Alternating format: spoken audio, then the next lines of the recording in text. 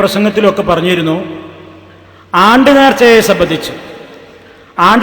സംബന്ധിച്ച് പറഞ്ഞപ്പോ നമ്മൾ ചോദിച്ചു, സാധാരണ എല്ലാ ആളുകൾക്കും അതറിയാം, അവർ കേട്ടിട്ടുള്ളതാണ്. മക്കയിൽ ആണ്ട് നേർച്ച ഉണ്ടോ എന്ന് ചോദിച്ചു. ഞാൻ ആ ക്ലിപ്പുകളൊന്നും ഇപ്പൊ കാണിക്കുന്നില്ല, നിങ്ങൾ എല്ലാവരും കേട്ടതാണ്. ഇപ്പൊ പറഞ്ഞു ഹജ്ജ് എന്ന് പറഞ്ഞാൽ ആണ്ട് നേർച്ചയാണ്. ഇപ്പൊ എല്ലാവരും ആണ്ട് നേർച്ചക്ക് പൊയ്ക്കാണ്. ഇപ്പോ ഹജ്ജിന്റെ സമയം, ഹജ്ജ് കഴിഞ്ഞപ്പോ ഒക്കെ മടങ്ങണുള്ളൂ. പിന്നെ കൊടികുത്ത് നേർച്ച ഉണ്ടോ എന്ന് ചോദിച്ചപ്പോ എന്താ പറഞ്ഞത്? മിനായിൽ ഏത് രാഷ്ട്രത്തിന്റെ കൊടിയാ കുത്താത്ത്? ഇതിങ്ങനെ കേൾക്കുന്ന ഒരു മനുഷ്യൻ, ഈ പ്രസംഗം മാത്രം കേട്ട ഒരാൾ മക്കത്ത് ചെല്ലുമ്പോ കഅബ ഇങ്ങനെ തവാഫ് ചെയ്യുമ്പോ അയാളുടെ മനസ്സിലെന്താ? ഞാൻ ഇപ്പൊ ആണ്ട് നേർച്ചയില്ല. കാരണം ഈ സ്ക്രീനിൽ ആണ്ട് നേർച്ച എന്ന് പറഞ്ഞിട്ട് കാണിച്ചതെന്താ? കഅബ തവാഫ് ചെയ്യണ ചിത്രം. മിനായിലെത്തുമ്പോ കുറെ കൊടികൾ ഇങ്ങനെ പാറിക്കളിക്കണാണുമ്പോ വമ്പം കൊടികുത്ത് തന്നെയാണല്ലോ. മമ്പർത്തും ഇവിടെയൊക്കെ പോയാൽ ഒരു കളറിലുള്ളൂ, ഇവിടെ എന്താ പല കളറിലാണല്ലോ എന്ന് വിചാരിക്കുന്ന കോലത്തിൽ. ഇതൊക്കെ പറഞ്ഞപ്പോ നമ്മൾ അവരോട് പറഞ്ഞു, കൂട്ടരെ ഇതൊന്നുമല്ല, ഇത് ആണ്ട് നേർച്ച എന്നുള്ളത് ഞങ്ങൾ നിങ്ങളോട് ചോദിച്ചത് നിങ്ങൾക്ക് തിരിഞ്ഞിട്ടുണ്ട്. തിരിയാത്ത ആൾക്കാരൊന്നുമില്ല, നിങ്ങൾ എന്തിനാ വെറുതെ തെറ്റിദ്ധരിപ്പിക്കുന്നത്? ഹജ്ജ് ആണ്ട് നേർച്ചയൊന്നുമല്ല, മിനായിലെ കൊടികുത്ത് നേർച്ചയല്ല. അതൊക്കെ നമ്മൾ വിശദീകരിച്ചു.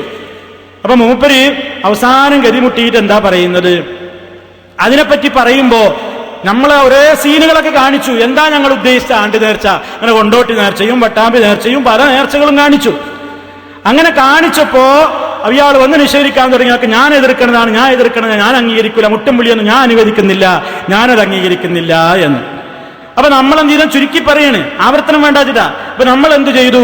ആ അവസരത്തിൽ ഇവരുടെ AP അബൂബക്കർ മുസ്ലിയാരി അവതാരിക എഴുതിയ ശാലിയാത്തിയുടെ ഫത്വയാണ് വായിച്ചു കൊടുത്തു. ശാലിയാത്തിയുടെ ഫത്വ വായിച്ചു കൊടുത്തു. മത്തോട്ടം മുഹമ്മദ് പോയ ആ ബുക്ക് അതിന്റെ വിവാദമൊക്കെ ഇവിടെ കഴിഞ്ഞതാ. മൂപ്പര് പറഞ്ഞു, അത് AP അബൂബക്കർ എത്ര AP അബൂബക്കർ ഉണ്ടാവുന്നു, എത്ര AP അബൂബക്കർ മുസ്ലിയാരുണ്ടാവും, എത്ര AP ഉണ്ട് എന്ന് ചോദിച്ചു. നമ്മൾ പറഞ്ഞു നിങ്ങളെ AP തന്നെയാണ് സ്ഥാപിച്ചു കൊടുത്തു.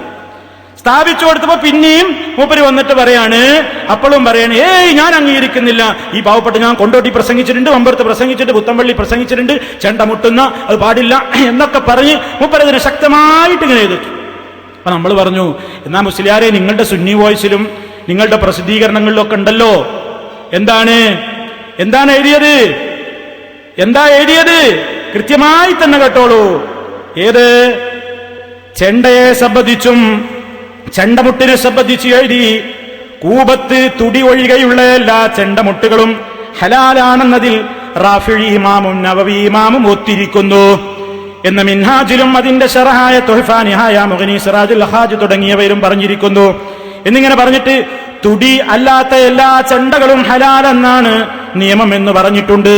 ഇപ്പൊ തുടിയുള്ള മുട്ടാൻ പാടില്ലാത്ത ദുടിയാണ്. ദുടി എന്ന് പറഞ്ഞാലോ നടുകുടുങ്ങിയതിന് മാത്രമേ തകരാറുള്ളൂ. മറ്റേ പുസ്തകം മുട്ടംവിളി ഈ നടുകുടുങ്ങിയതിന്റെ മാത്രമാണ്. നടുകുടുങ്ങിയാൽ എന്താ?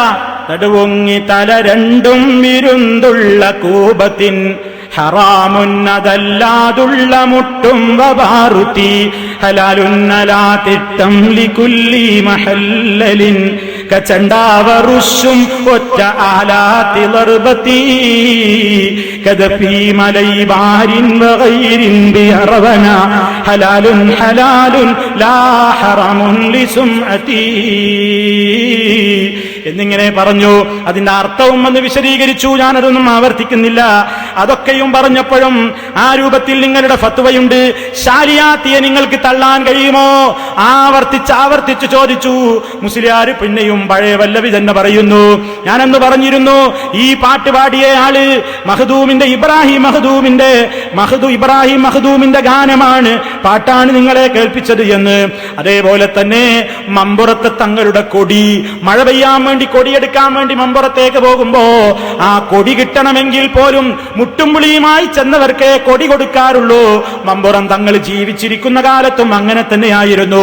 എല്ലാം നമ്മൾ തെളിവുകൾ അങ്ങ് വായിച്ചപ്പോ പേരോട് ആകെ കൂടി എന്താ ചിന്തിച്ചതെന്നോ? ഇനിയിപ്പോ ഒന്ന് തെരഞ്ഞു നോക്കുക തന്നെ. മുജാഹിദുകളുടെ വല്ല നേർച്ചയും കിട്ടാനുണ്ടോ? മുജാഹിദുകളുടെ വല്ല ആണ്ടും കിട്ടാനുണ്ടോ? മുജാഹിദുകളുടെ വല്ലതും കിട്ടാനുണ്ടോ? തെരഞ്ഞു അവസാനം കയ്യിലൊന്ന് കിട്ടി. ആരാ കൊടുത്തത്? അപ്പുറത്തെ മുജാഹിദ്. എന്താ കൊടുത്തത്? കോഴിക്കോട് ജില്ലയിലെ മേപ്പയ്യൂരിൽ ഒരു സ്കൂളിന്റെ വാർഷികത്തിൽ നടന്ന ഒരു വാർഷികാഘോഷത്തിന്റെ ഘോഷയാത്രയും സ്റ്റേജ് പരിപാടികളും. ഒരു സ്കൂളിന്റെ വാർഷികമാണ്.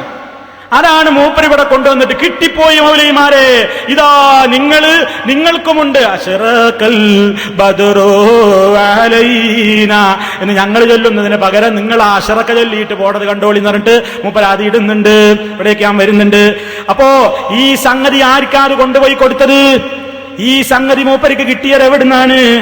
അയാള് തന്നെ പറയുന്നുണ്ട്. ഞാൻ പറയുന്നത് എന്തിനാണെന്നോ, മുജാഹിദുകൾ ഇതിന് ഉത്തരവാദികളല്ല. ഒരൊറ്റ മുജാഹിദും അത് ചെയ്യാനും പാടില്ല. കൃത്യമായി തന്നെ ഓർമ്മപ്പെടുത്തട്ടെ. ഞാനത് പിന്നീട് വിശദീകരിക്കുന്നുണ്ട്. അദ്ദേഹം പറയുന്നുണ്ട് ഈ പ്രവർത്തനങ്ങളൊക്കെ ചെയ്തത് ആ വയസ്സം മൗലവിയുടെ പാർട്ടിയാണ്. അപ്പൊ അബ്ദുസലാം സ്വലമിക്ക് ഒരു ബേജാറ്. എന്താ ബേജാറ്? ഈ കേസറ്റ് പേരോട് കിട്ടിയാൽ നമ്മൾ എന്താ ചെയ്യാ? അവര് തടിയെടുക്കാൻ വേണ്ടിയിട്ട് പ്രസംഗിച്ചതാണിത്, അല്ലാതെ അയാൾക്കും ഇല്ല വിശ്വാസം. തടിയെടുക്കാൻ വേണ്ടി പ്രസംഗിക്കാണ് അപ്പുറത്തെ ചേരിയിൽ നിന്നിട്ട്.